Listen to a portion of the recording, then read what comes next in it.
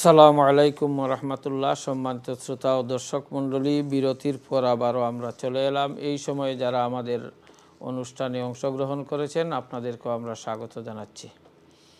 আলহামদুলিল্লাহ, যারা নতুন অংশগ্রহণ করেছেন আপনাদের জানার জন্য বলছি, আমরা নামাজ সম্পর্কে আলোচনায় ছিলাম এবং অনেকে আমাদের কাছে বিভিন্ন প্রশ্ন করেছেন। আমরা অনেক প্রশ্নের উত্তর দিয়েছি, আরও কিছু প্রশ্ন আমার কাছে রয়েছে। ইনশাল্লাহ আমরা প্রথমে সেই উত্তরের দিকে চলে যাব, তারপরে যদি সময় থাকে আমরা আলোচনায় যাব। জনাব মুফতি সাহেব, আলহামদুলিল্লাহ, আপনি অত্যন্ত সুন্দরভাবে যে প্রশ্নগুলো এসেছিল তার উত্তর দিয়েছেন। এখন আরও কিছু প্রশ্ন রয়েছে, আমরা উত্তরের দিকে যাচ্ছি।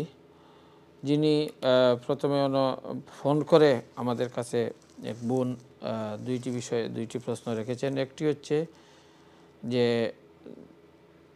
একজন মহিলা যে স্বপ্নে দেখেছেন উনার ঘরে কে যেন তাবিজ রেখেছে এবং সত্যি উনি সেই জায়গায় গিয়ে তাবিজ পেয়ে গেছেন। তাহলে এটা কতটুকু, বা এটা ওনারা ধারণা করছেন যে জাদু, এই সম্পর্কে যদি একটু বলেন। ধন্যবাদ। জাদু বা জাদুর আসর বা সেটার দ্বারা মানুষ ক্ষতিগ্রস্ত হতে পারে, সেটা সত্য, এবং আল্লাহ রাব্বুল আলামিনের আশ্রয় নিলে সেই জাদু কোনো ক্ষতি করতে পারে না, সেটা ধ্রুব সত্য।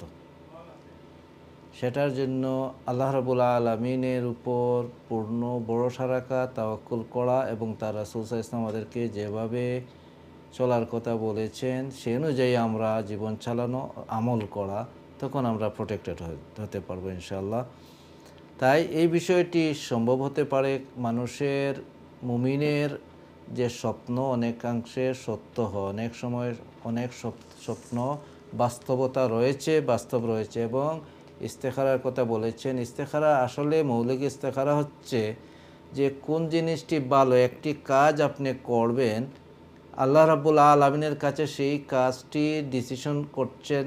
আল্লাহ রাব্বুল আলামিনের কাছে ডিসিশন করার পূর্বে আপনি ইস্তেখারা করলেন, অর্থাৎ কাজটি করা আপনার দুনিয়া আখিরাতের জন্য মঙ্গলজনক যদি হয়ে থাকে, তাহলে আল্লাহ রাব্বুল আলামিন যেন এই কাজের দিকে আপনার মনকে এগিয়ে দেন।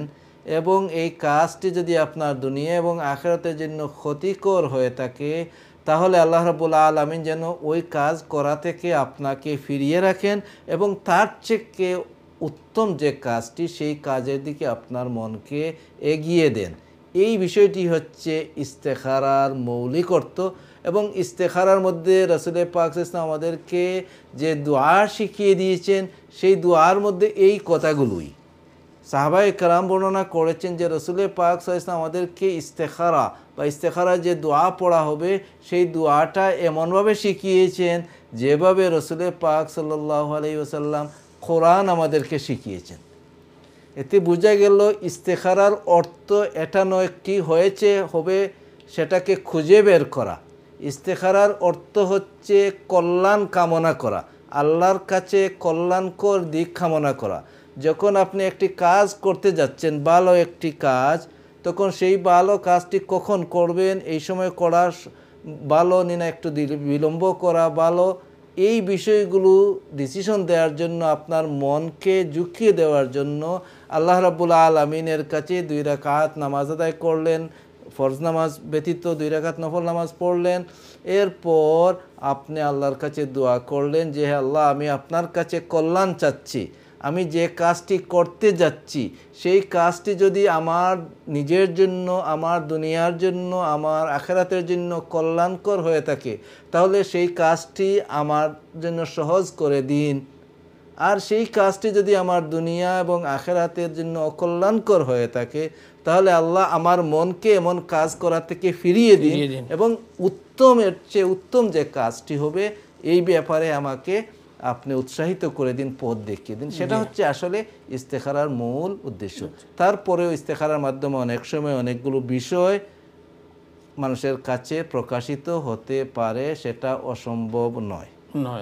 আসলে আর উনি যিনি দেখেছেন, আর মানে উনি হয়তো ওনার অবস্থায় বোঝা যাচ্ছে যে উনি স্বপ্নে দেখেছেন যে তাবিজ আছে, আবার তাবিজ পেয়ে গেছেন, আবার কে উনাকে তাবিজ করছে উনিও স্বপ্নে সেটাও দেখেছেন।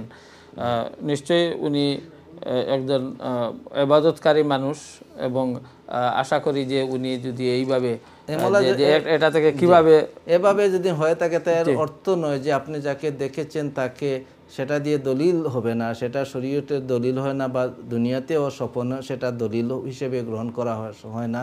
সেটা একটা বুশরা, একটা খুশখবরি অথবা একটা ওয়ার্নিং, আপনি তার থেকে বেঁচে থাকবেন, তার থেকে আপনি বেঁচে থাকবেন, এই বিষয়টি আসলে, অথবা এই কাজটি আপনি করবেন। এটা একটা আমাদের এই ইস্তেখারার মাধ্যমে হোক অথবা স্বপ্নের মাধ্যমে হোক, যে বিষয়গুলো আসে সেগুলো একটা বুশরা হচ্ছে একটা খুশখবরি অথবা ওয়ার্নিং হতে পারে, এটা সতর্কতা হতে পারে, কিন্তু সেটা প্রকৃত অর্থে নয়।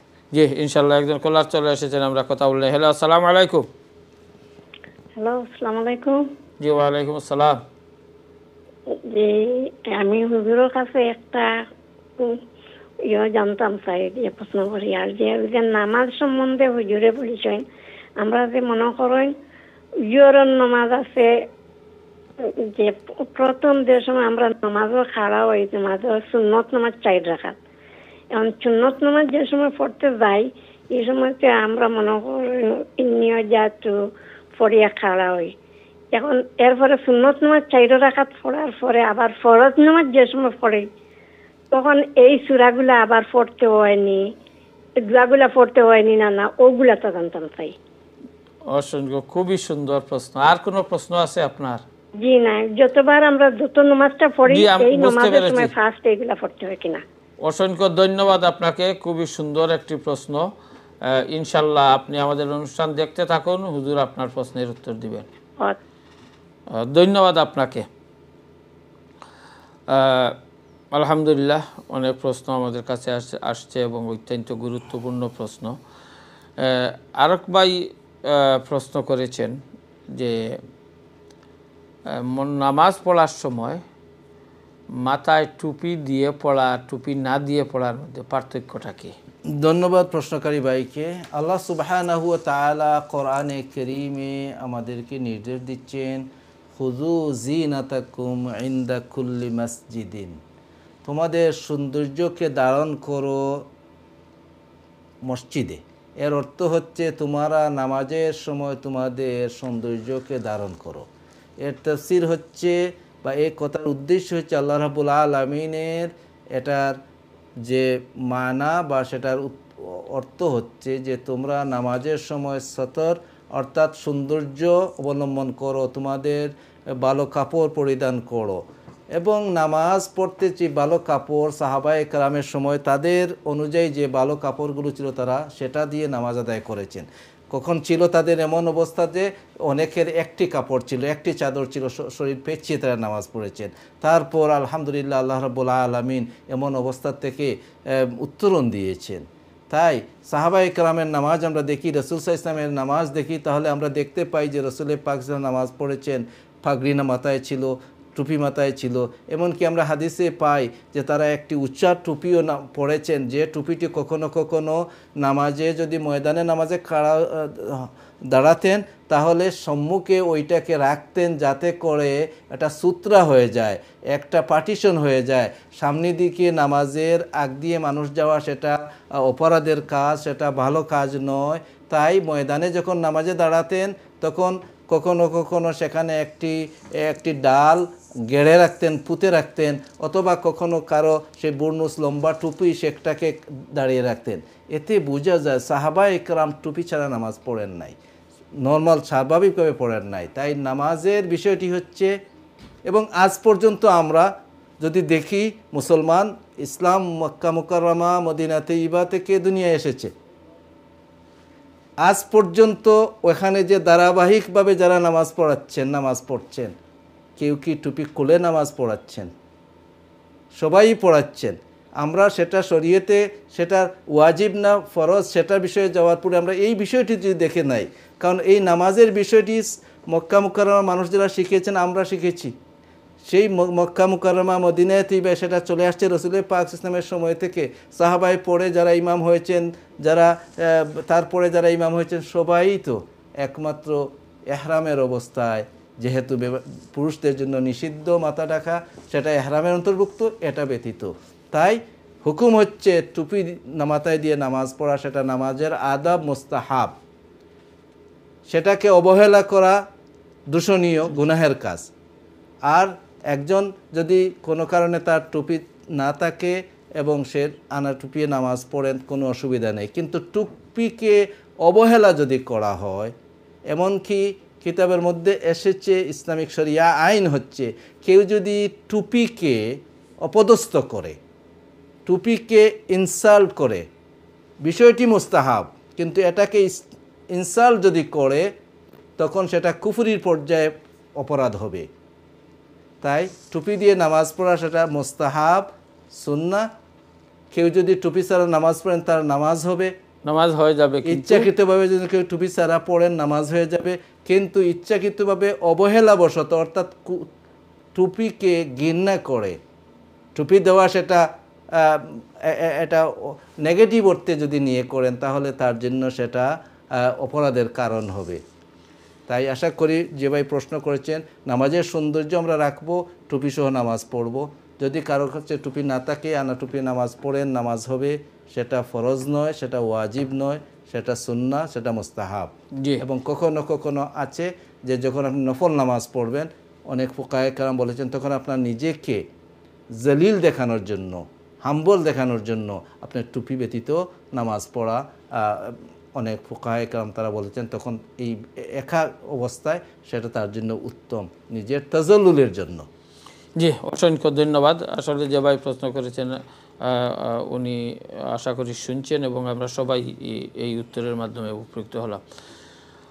তারপরের প্রশ্নটি হচ্ছে যে একজন মহিলা জানতে চেয়েছেন যে যেমন জোহরের নামাজের প্রথমে সুন্নত 4 রাকাত, পরে ফরজ 4 রাকাত, তারপরে আবার সুন্নত 2 রাকাত, তারপরে নফল 2 রাকাত, অনেকে সব এইগুলাও পড়েন।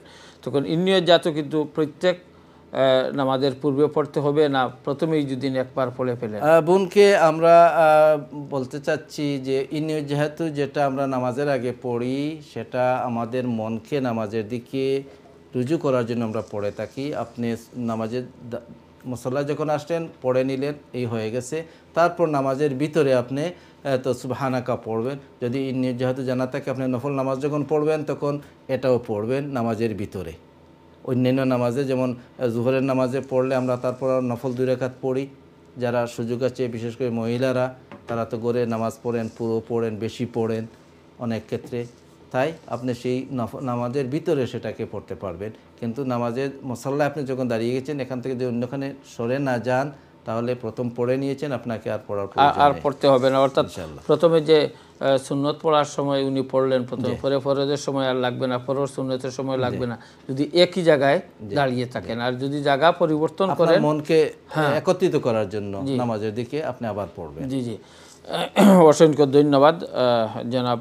এবং এই যে টুপির ব্যাপারে আমি আর একটি কথা বলতেছিলাম, অনেক জায়গায় আসলে অনেকে আমাদেরকে প্রশ্ন করেন, দেখা যায় যে অনেক মানুষ নামাজ পড়তেছেন, দেখা যায় অনেক মানুষের মাথায় টুপি আছে, অনেকের মাথায় নেই।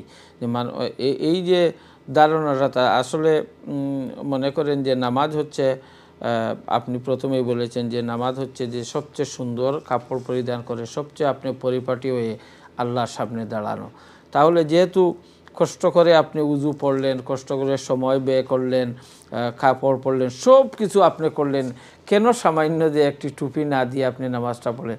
এই টুপিটা দিয়ে যদি পড়ে ফেলেন, তাহলে তো আপনার পরিপূর্ণ নামাজ হয়ে গেলে সওয়াবও বেশি পাবে। তাই আমরা আমাদের এদিকে গুরুত্ব দেওয়া আমি মনে করি অত্যন্ত দরকার। যাই হোক, সম্মানিত শ্রোতা ও দর্শক মণ্ডলী, আমরা অনুষ্ঠানের শেষ পর্যায়ে চলে এসেছি। আজকে আর আপনাদের কোনো প্রশ্ন আমরা নিতে পারবো না, কিছু প্রশ্ন রয়ে গেছে, ইনশাল্লাহ আমরা আগামী সপ্তাহে দেওয়ার চেষ্টা করব। আর শেষ করার আগে এই যে প্রথমে একটি ফোন করে একটি দোয়ার কথা বলছিলেন, সেটা যদি এই লম্বা দোয়া বলেছেন, আমি সেই দোয়ার সারমর্মটা যদি বলে দেন, যে সেখানে দোয়া করছেন যে আল্লাহ, তুমি তাদেরকে জান্নাতুল আদনে অথবা জান্নাতুল ফেরদৌস দান করো। তাদের সাথে যারা নেক মানুষ, যারা নেককার ছিলেন, তাদের বংশধর, ছেলে নাতি পুতি, পিতা দাদা সবাইকে তুমি একত্রিত করো জান্নাতুল ফেরদৌসে। এই দোয়াটি করা হচ্ছে সেটাতে, যে আল্লাহ তাদের যাদের জন্য দোয়া করা হচ্ছে তাদেরকে জান্নাতুল ফেরদৌসে নিন, এবং তাদের সম্পর্কিত যারা মুমিন তাদের সকলকে ওই জান্নাতে একত্রিত করুন। এই দোয়াটি আল্লাহ রাব্বুল আলামিনের কাছে করা হচ্ছে ওই সমস্ত মানুষের জন্য। জি, অসংখ্য ধন্যবাদ। আশা করি যিনি সর্বপ্রথম আমাদের কাছে এই দোয়ার কথা উল্লেখ করেছিলেন, এই দোয়া বলে অর্থ জানার জন্য বলছিলেন, আলহামদুলিল্লাহ জনাব মুফতি সাহেব অত্যন্ত সুন্দরভাবে সংক্ষিপ্ত আকারে সারমর্ম উনি বলে দিয়েছেন। সম্মানিত শ্রোতা ও দর্শক মণ্ডলী, আজকে আর আলোচনা করতে পারবো না, যেহেতু আমাদের অনুষ্ঠান এখানেই শেষ করতে হবে। তাই ইনশাল্লাহ আগামী সপ্তাহে আমরা এই প্রশ্ন যেগুলো রয়েছে সেগুলার সময় আমরা সুযোগ হলে সেগুলার উত্তর দিব, আলোচনা করব।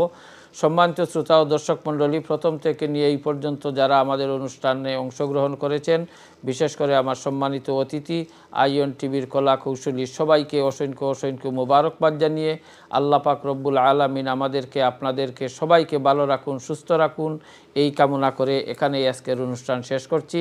আসসালামু আলাইকুম ওয়া রাহমাতুল্লাহি ওয়া বারাকাতুহু।